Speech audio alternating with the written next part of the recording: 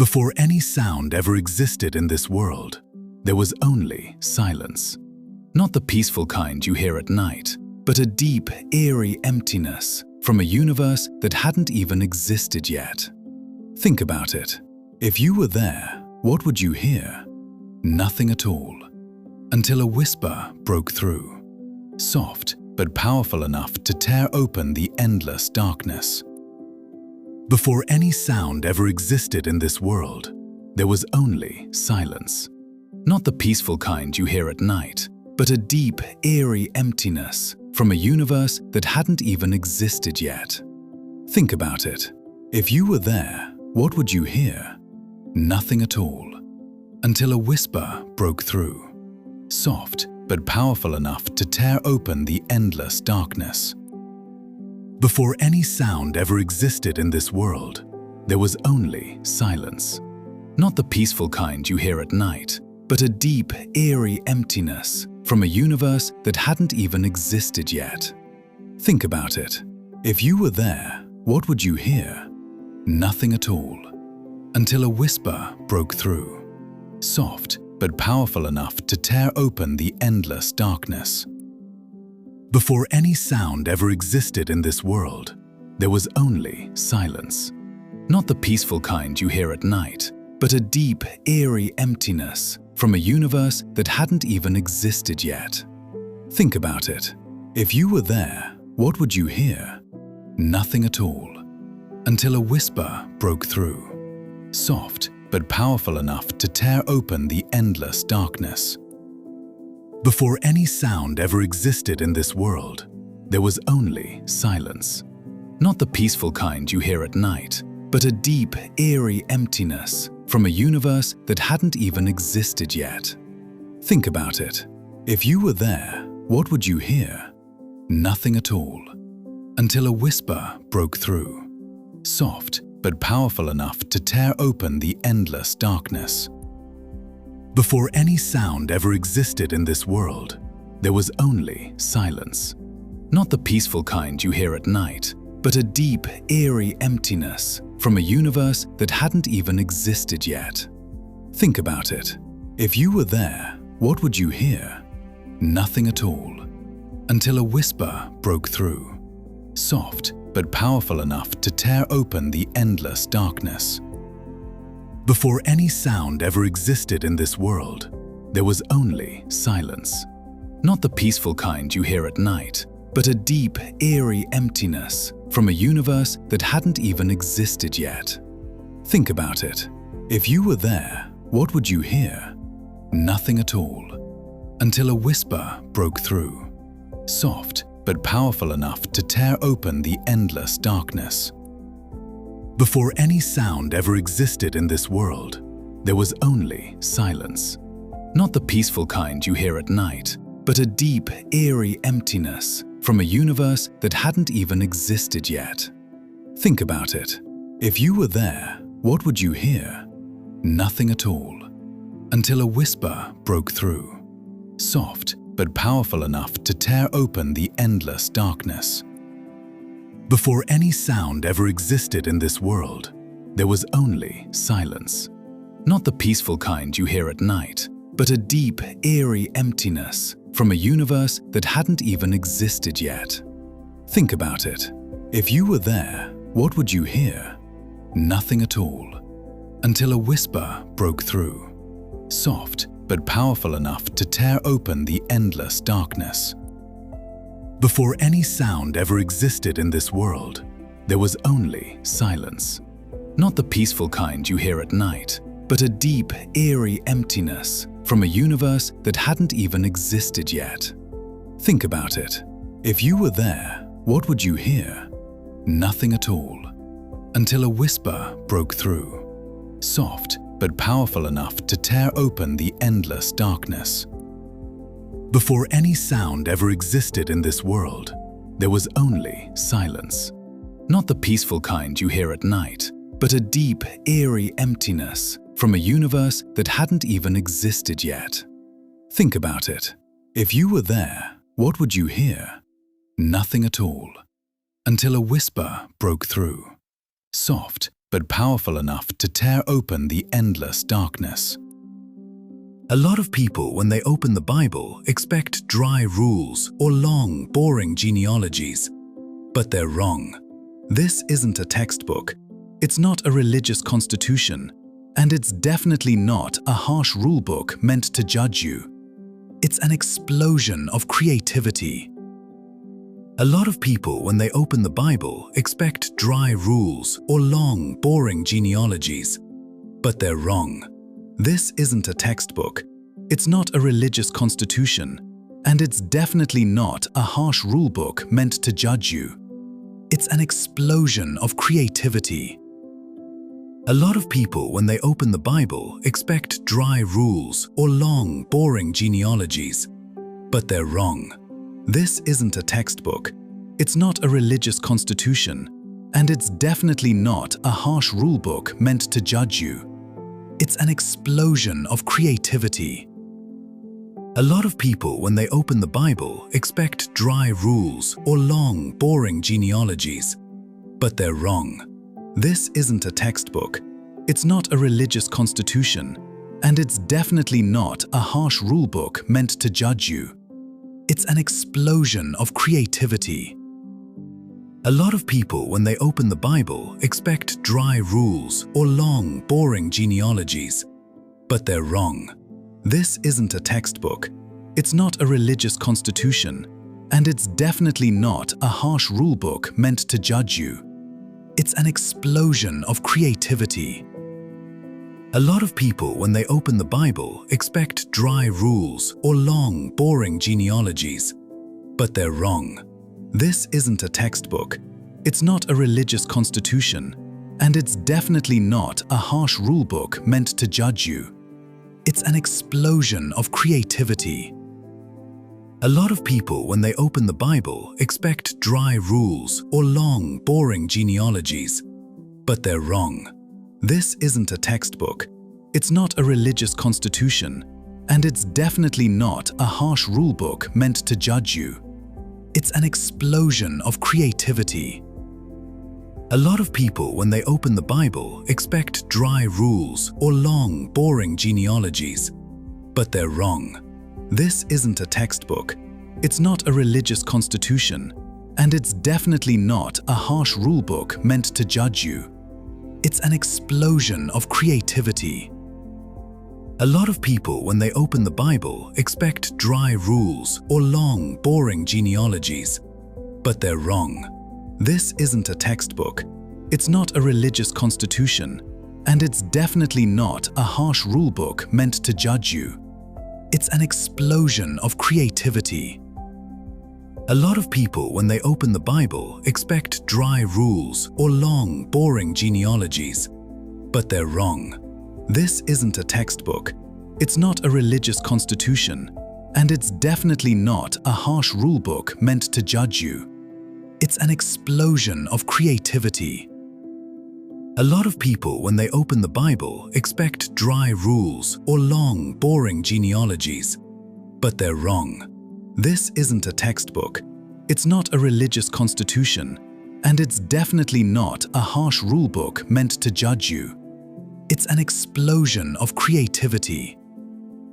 A lot of people, when they open the Bible, expect dry rules or long, boring genealogies. But they're wrong. This isn't a textbook. It's not a religious constitution. And it's definitely not a harsh rulebook meant to judge you. It's an explosion of creativity. A lot of people, when they open the Bible, expect dry rules or long, boring genealogies. But they're wrong. This isn't a textbook. It's not a religious constitution. And it's definitely not a harsh rulebook meant to judge you. It's an explosion of creativity. A lot of people, when they open the Bible, expect dry rules or long, boring genealogies. But they're wrong. This isn't a textbook.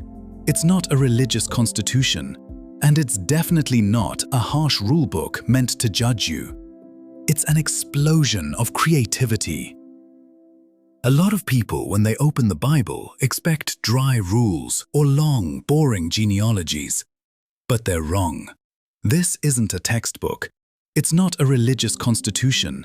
And it's definitely not a harsh rulebook meant to judge you.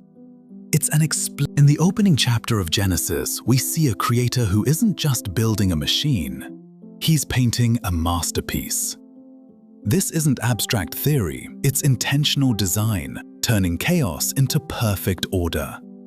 You're witnessing the birth of time, space, and matter. But look closer. The focus quickly shifts from the vast universe to something much more personal: a garden. Here in chapter 2, you meet the first human, Adam. Not a king in a grand palace, but a gardener with a simple yet profound purpose: to care for the land and walk with God in the cool of the day. This is what the ancient Hebrew word shalom really means. Not just the absence of conflict, but complete harmony, wholeness, and perfection. A relationship between humanity and the divine, exactly as it was meant to be. Close, transparent, and real. But then, everything changes. Tension enters the story. You probably think you know this part. It's not just about eating forbidden fruit. It's about choosing to define good and evil for ourselves instead of trusting the one who designed life. That single act of rebellion shattered the connection and brought darkness into the world. A darkness we're still living with today. But here's what most people miss. The story doesn't end in despair. Right at that moment of brokenness, a promise is planted, a seed of hope that one day what was broken would be healed and the gates of Eden would open again. From the very beginning, you're invited into a story much bigger than yourself, yet one that deeply cares about your own heart. Then the story moves into the desert, where we meet Abraham. Not a warrior, but an old man without children, tired and out of place in a culture full of many gods. But he hears a call, and he follows, not knowing where he's going. In that moment, the story expands, from one person to a family to a nation. Everything that follows is built on this, a promise given to one man through which covenant love, chesed, would reach the entire world. As the story unfolds, things move fast, from tents in the wilderness to a powerful kingdom. Joshua stands at the edge of the promised land, leading a people transitioning from freed slaves to a nation. But then, the darkness creeps back in. The period of the Judges shows a painful cycle. People forget. They forget their freedom, their rescue, and their God. They trade real relationship for empty promises, and chaos follows. Then come the kings. Saul shows how fragile human power can be. Then David, a shepherd boy with a heart for God, not perfect, but deeply human, capable of great faith and deep failure. In his story, you see yourself. His cries in the Psalms aren't ancient poetry, they're raw, honest expressions of a soul wrestling with pain and hope. But even at the height of the kingdom, cracks begin to form. The nation splits. Civil war breaks out. The dream of unity falls apart. Prophets rise up, not to comfort, but to confront. They call people back to the covenant, often with shocking, urgent words. Then things get even more unexpected. The temple is destroyed. The people are exiled to Babylon. It looks like the story is over, that the promise has failed. But in a foreign land, a deeper question emerges. Who are we when everything is taken away? In the book of Esther, the answer begins to take shape. God's name isn't even mentioned, but his presence is unmistakable, quietly guiding events behind the scenes. Even in silence, he is still at work. Then come the wisdom books. Job doesn't give easy answers. It throws you into the storm of suffering. He loses everything and demands answers from God. But the book isn't really about explaining suffering. It's about something bigger. Trusting God's sovereignty even when life feels completely broken. Your questions aren't offensive to God. They're an invitation to see beyond your limited perspective. Proverbs offers practical wisdom for everyday life, how to live in alignment with how the world was designed. But then the prophets return, warning that moral decay has gone too far.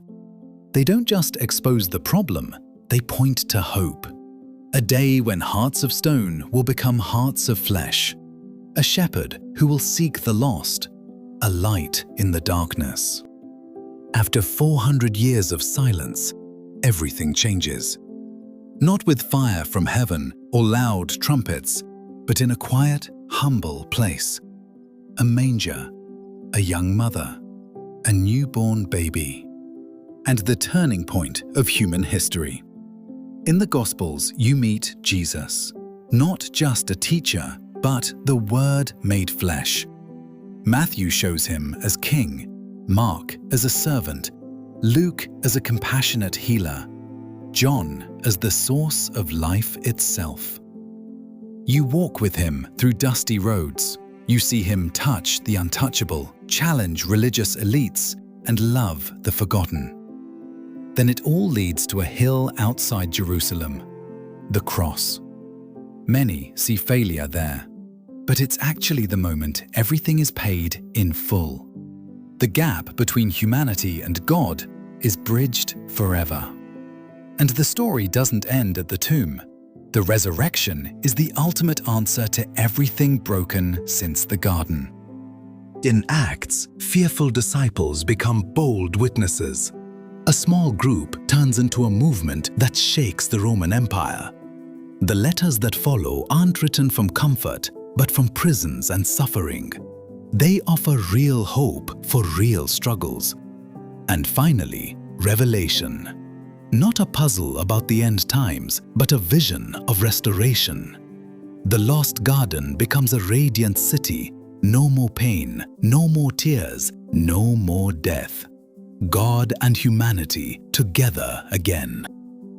And here we are today, scrolling through perfect lives on our phones, yet feeling empty inside.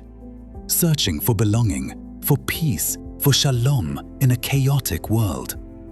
The Bible isn't just a religious story. It's the story of a creator relentlessly pursuing broken hearts to bring them home. So hold on to these three truths. First, the Bible isn't random books. It's one unified story leading to Jesus. Second, your pain isn't the end. It's part of a refining process. Third, God is never absent. He's working even in your quietest moments. Now here's a question for you. If you had to choose one book in the Bible that completely changed how you see God's love, which would it be and why? Share your story.